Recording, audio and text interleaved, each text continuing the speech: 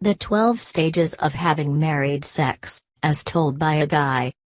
Day 1, that wedding night sex where it's either completely amazing, or you don't bother and just go to sleep.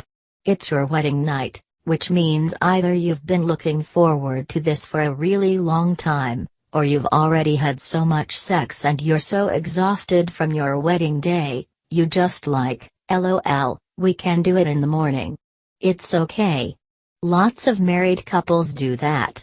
But if this is your first time having sex, you're running on pure adrenaline and curiosity. Also, congratulations on having sex.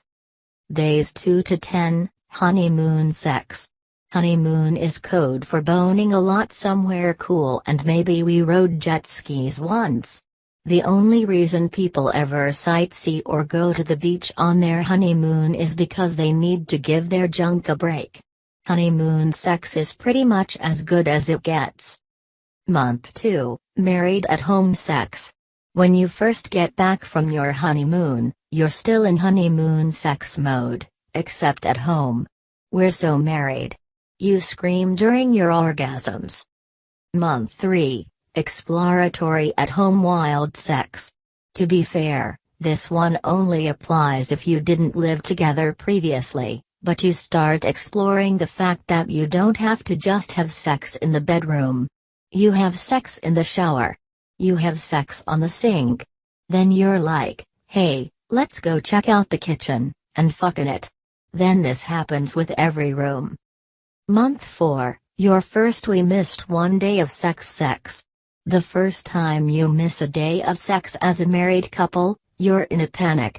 We're not going to be one of those couples that never has sex. You scream as you hurriedly strip your clothes off. It's going to be okay though. Month 6, when you eventually give up on trying to juggle work, social life, family events, and daily boning. Eventually, you realize you have to compromise. It'll start to taper off. Maybe you have a busy week and you're exhausted, or just a ton of weekend plans. Your post-wedding sex blitz comes to an end. It was a good run though. Month 7, welcome to your regularly scheduled sex life. This is real married life. It's different for each couple, maybe it's every other day, or even once a week. Eventually, you'll fall into a natural rhythm that you're happy with. Yes, seriously. I promise. Month 9, the brutal torture that is your first sex drought. Maybe you went away on business or got too sick to have sex, which is a real problem. Suddenly, you find yourselves really not having sex, and that's a bummer. Year 1, release the floodgates. The sex drought is over. The savannas are once again kissed by rain, or whatever euphemism you use for sex having. You hit the next week with a passion. You think it's weird having the flu is as invigorating to your sex life as getting married, but you push that to the back of your mind. Year 1 and 2 months, we now return to your post-drought regular sex schedule. Yeah, this is confusing terminology, but eventually you get back into your old sex habits. Year 1.5, the discovery that going somewhere else makes you want to have sex constantly. Maybe it's the new environment on vacation, or maybe it's the fact that room service changes the sheets nightly.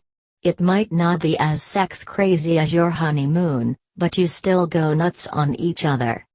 Year 2, you've reached marriage equilibrium and the circle begins again. Like the circle of life, and also the water cycle, the married sex life cycle begins again, renewed, with crazy at-home sex.